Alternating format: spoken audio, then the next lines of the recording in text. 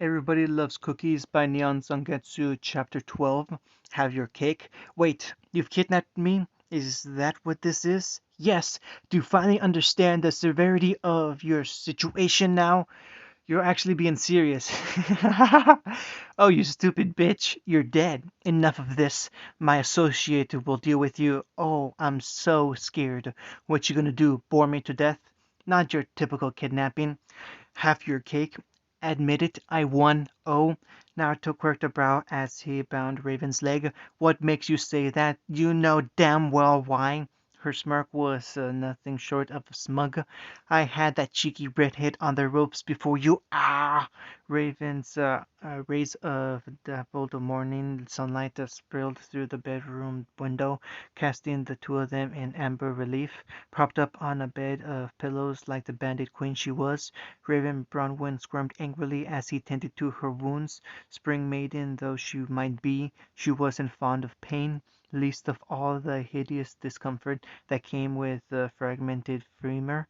But even uncomfortable as she was, she remained certain of herself, proud and unbroken. If she felt all guilty for stabbing him yesterday in her battle frenzy, she didn't seem keen to show it. But he knew.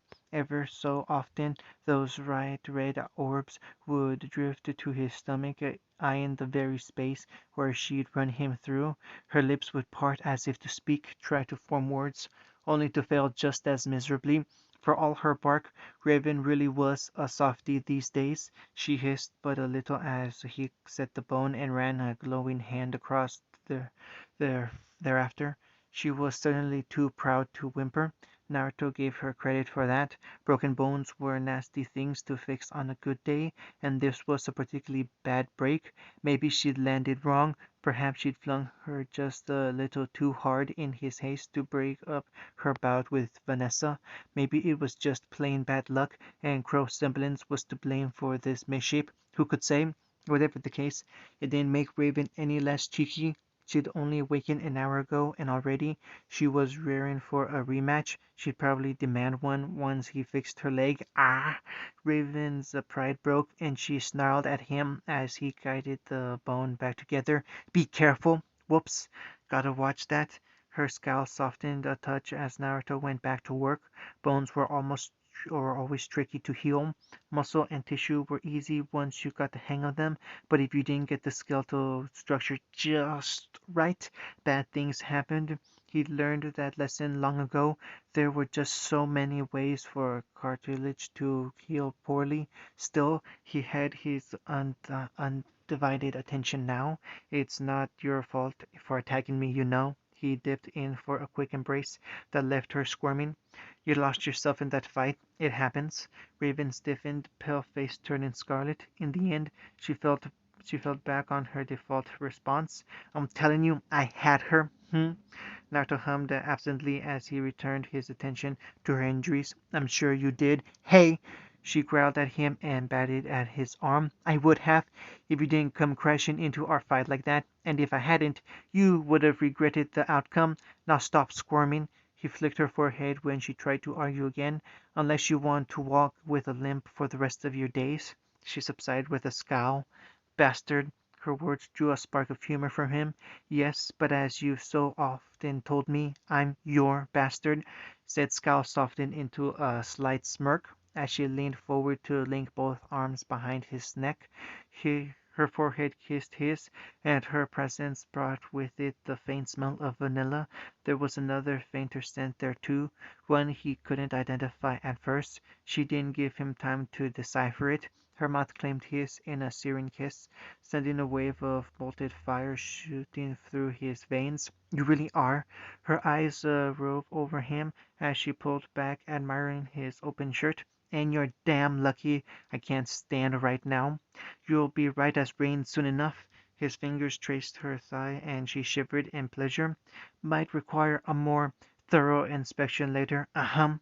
A new voice chimed. Could you not? I am right here. Naruto flinched. Raven did not. Oh, now she speaks. I was beginning to think you'd gone mute. A quiet pillow sailed a short distance to smack her in the face. Not mute, just contemplating. contemplative. He did what he thought was best. Vanessa leaned back against her own mountain of cushions, cradling her fractured ribs. I trust his judgment. She shifted but a little, grimacing as her body protested. We were out of control. If we'd kept up at that pace, well, she subsided with a frown, one of us would have died. Naruto grunted. So nice to have a vote of confidence. Raven rolled her eyes. Didn't ask you, little Miss Kiss Ass. My. Vanessa's flashed the trailing green flames. Do you want me to thrash you again that badly? Did you hit your head? The chieftain conjured a current of sparks to her good hand. Wait, I see. You were the one losing to me. Fire flared over the champion's left palm. Keep telling yourself that, dear. Searing scarlet eyes met burning jade. Round two, right? Not having that. Once more than enough. Naruto sighed and rose to his feet, positioned himself between their beds as their squabbling began to intensify. His palm rose on either side of him in ponderous grace, leaving his hands hanging in the air. And then, Naruto, Raven growled at him. Wait, what? Chop! Give 5 firm fingers descended upon their heads with sound and apple balm. Both maidens recoiled with a yelp, each clutching at the rising whelps he left there. It knocked the fight right out of them. Raven glowered bloody red daggers at him. Vanessa was more audible with her displeasure, recoiling with an angry exclamation and a pout besides. Still, it took their ire off each other. Mission accomplished. Huh! A tiny voice growled in the back of his head. Flawless victory. What was that for? To calm you down. He lowered his arms and sat between them, his left limb coiled around Vanessa, and the right found Raven. Look, we can't keep going like this. They huffed and looked away from one another, but their injuries prevented them from putting away any real resistance. I mean it. You already beat the hell out of each other. He nudged them both, pulling each other. What more do you want? Raven huffed. Be nice if you could choose someone. It was a futile suggestion, and she knew it as much as he. She'd said it out of spite and little else. In his peripherals, he felt Vanessa's eyes narrow on him in silent sorrow. She didn't say a word. She didn't have to. Angry though she might be, she knew Raven was right. That she might always be first in his mind. He couldn't rightfully say whether she was or wasn't, but the fact remained that she kick-started all of this. He cared for her just as he cared for Vanessa, and even the recalcitrant Saffron in this one way. Really, the choice was obvious. All right. His head bobbed. I choose you both. Vanessa rolled her eyes and snorted in a very unladylike giggle. That's so like you. You're greedy. Am I? A blonde brow rose nearly into his air. Broken ribs or not, you certainly didn't complain last night in the shower. No. Vanessa's hand clamped down on his mouth as her face flamed to match her lustrous red hair. That's cheating. You can't just have. He kissed her fingers. And I deny your denial. You're stuck with me. A spark shot through those bright green orbs. Still such a charmer. He couldn't quite keep the smile from his face. I try. One of these days he really needed to ask how she'd become a maiden. There were only ever 4. Freya was locked up in Atlas, the last he'd heard. Raven was sitting right here, that left fall or summer, to catch which meant somewhere, somewhen, somehow, something had happened to Amber or her mentor in Bakuo. The knowledge concerned him, but he didn't have a chance to ask. They didn't allow it. Raven made a gagging noise and looked away. While I was knocked out. Really? No shame, either of you? Did you at least make her squeal? Yep. Vanessa made angry noises. Raven basked in them, delighted in the mischief she'd made. Ha! Knew it. She strikes me as a screamer. A quivering finger stabbed at her. As if you're any better. Well, you're not wrong. Red eyes flashed as Vanessa fell into her trap. Unlike you, I don't hold anything back when it comes to making love. She sat up and trailed a hand down her chest, sneering in her triumph. I'm louder. She leaned forward as much as her legs would allow, lips brushing her ears. He and I. Her grin grew as her fellow maiden sputtered. We've done things that you've never even thought of. For the first time since her return, Power's mother found herself at the loss of words. Raven leaned back. "Ah, what's wrong? Don't want to play any more? Not so fun when someone beats you at your own game, now is it?" Naruto blinked. Her words lacked their typical rancor, and was that the ghost of a smile under her lips? It was. The main door creaked open before he could ask just what had her in such a good mood. Raven took one look at it, saw the figure standing in the archway, and her smile faded. "And three's a crowd. The brats are here." Sapphire slipped in and closed the battered frame behind her, looking positively harried for her troubled. "It's nearly time to open for the day. Brats, you say?" Despite his reservations, Naruto felt the ghost of a smile touch his lips. "You'll have to be a bit more specific than that." Sapphire was entirely too literal. She raised a hand and she entered the room and counted off her fingers. "Pyra, Nora, and another." "Another?" Faunus, her hand waved, "has red hair, horns." Raven crooked a brow. "Adam? Gotta be." Naruto didn't quite hear the words that followed. Adam was back already? Unusual that. He hadn't expected to see him again so soon after their last meeting. They'd parted on peaceful terms, but the Faunus had been left somewhat unnerved by recent revelations.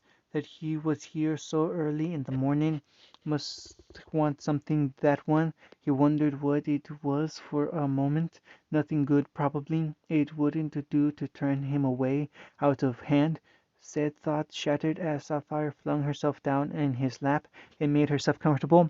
Only then did he realize she was wearing the bakery's uniform. It was a size too small for her.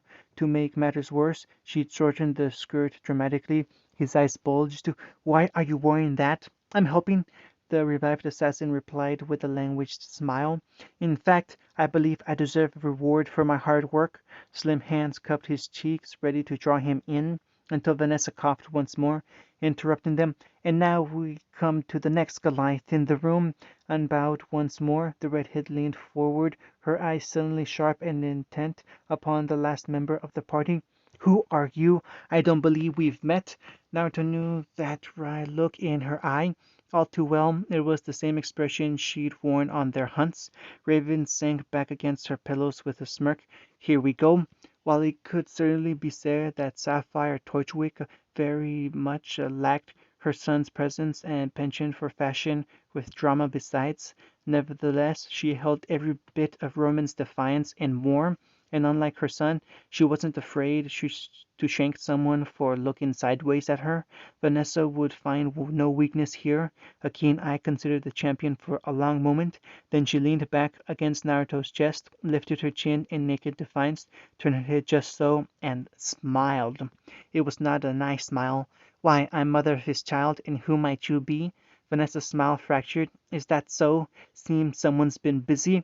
"You have no idea. In the end, it was Raven who broke the impasse. Take a number and get in line. You're a little late to that party, Miss Kamotos." The killer quirked a brow at him. "Is that so?" Naruto sighed. "Please, don't ask." "Fair enough." A distant commotion from downstairs caught his ear. "All right, people." He thrashed his way upright, pulled his crazy little family with him. "Since you're all so spirited today, you can help me with the morning shift. And no," he amended when Sapphire silently raised a hand, "you can't gut someone for leaving a bad tip. Anyone else?" A hand came down. Raven chortled softly even as Vanessa frowned. "Morning shift? Huh." The spring maiden grinned. "Amateurs." Naruto rolled his eyes in mild despair. "The things we do for love." As ever, when the morning rush finally hit, it hit hard and fast. "Table two." Naruto flipped a piping hot tray free from the counter and to his right. "On it." Nora swept past and caught it with her free hand, a plate of relatively intact pancakes already balanced upon the other. Naruto sighed at the sight. It was too much to hope she wouldn't steal one or two for herself when no one was looking. He watched her for a moment, just to make certain she wouldn't yet, then whirled a tray of eggs and bacon to Dearie. Table 5. The little fauness saluted and scrambled off under the watchful eye of a clone. Now where did that order of waffles go? A tray floated past him, bearing said dish courtesy of Pyra. He chuckled and cast a rueful look at his daughter. Show off. She preened a little at his praise and sauntered off when a customer called for her, ponytail swaying with every step. Temporary help she may well be, but they needed all the hands they could get this morning. Baker's dozen was heaving with pupils today. Ordinarily he wouldn't have batted an eyelash at that, but today he noted more than a fair share of huntsmen among them. Some he recognized, others he didn't. Perhaps that was due to the approaching Vital Festival or some other grand event. Nah, probably the festival. Seemed his lazy days were over for now. Adam, he called into the throng of people. I sent you out with an order 5 minutes ago. Where are you? The redhead materialized at his side with a scowl and an empty tray. Why am I getting roped into this? I have no need of this nonsense. Nata didn't waste a moment, even as his progeny complained. He swept a mighty red velvet cake onto his tray. Because you made the mistake of visiting early and were swamped. He spun his offspring around and nudged him towards the table of huntresses. Table 10, and remember, try to smile. His face twitched. Naruto patted his shoulder and said the words he knew the young man wanted to hear. That's my boy. I'm proud of you. An angry heat crawled up the redhead's visage, but for once he actually did as he was told. Funny how far a little praise went these days. All told, Adam didn't look half bad in that uniform. Gold and blue suited him for far more than his prior attire. He'd never admit it, though. Boy really liked his red and black, and oh gods, his son wasn't an edgelord, was he? Probably ought to do something about that bit. Maybe get him a nice girl or something, preferably someone who wasn't a cat faunus or related to him. Reese seemed nice. That would put some dirt in Jackus's eye. Still, he looked half decent now, with that ugly SDC brand healed and the eye beneath it restored. More than a few ladies were looking his way. A few faunus girls giggled amongst themselves as he presented them with their order. Not that Adam would ever act upon it. Poor boy only had eyes for Blake, and that seemed to be a bridge he had very much burned already. Having fun, are we? He flicked a glance over his shoulder. Your legs better now? Why aren't you out there? Meh. Raven crossed her legs, a bottle ready in hand. Don't feel like it. I'm no waitress. Helps if they think of me as security. Right. Sapphire sashayed past with deceptive grace, balancing 4 trays of her own, two to each arm, a testament to her natural dexterity. He didn't have to tell her where to go. She already knew. Ironically, it was Vanessa who struggled, much to Pyro's bemusement. The normally sure-footed champion looked positively harassed out there. He thought about recruiting her for a moment, then thought better of it. Pyra had her. There was always something you could learn from a younger generation. Speaking of which, a cloud of crimson petal burst through the door and nearly slapped him in the face. Naruto crooked a brow. Ruby, I've told you you can't just come barreling in like that. You'll get hurt. The little reaper took one look at him and latched onto his apron. Yang is missing. His heart skipped a beat. What? Yang? Raven looked up from her seat, only to settle a moment later. Meh. She waved a hand in dismissal. Not a moment later. She's a big girl. She can take care of herself. Ruby bridled. How can you say that? She's your daughter. The spring maiden quirked a brow. What of it? She hasn't used her one time yet. Besides, if she thought she was in any real danger, I would have sensed. Hello, ladies and gentlemen. The main door crashed open, drawing all eyes and more than a few gasps as Roman sauntered in. Neo was only a step behind. Naruto couldn't quite conceal his smile. Son, you look nice. Have you been eating well? The master thief grunted. Way to cramp my style, old man, but that's not why I'm here. His pensive expression stole all the light and light from the room. What is it? Look! Roman frowned, swallowed, and smacked his lips, and did so again. You have to realize I had nothing to do with it. When no one challenged him, he backed away half a step. She still thinks I'm on her side, so he handed him a scroll. No, not him. Realized he pushed past, approaching Raven. I was told to give this to you. The spring maiden blinked, realizing there was an active call. Hello? Raven lifted the scroll to her ear. A soft voice came through, distorted by a filter. Naruto's ears twitched. Meet me at this location. Come alone, or the girl dies. Pyro inhaled sharply.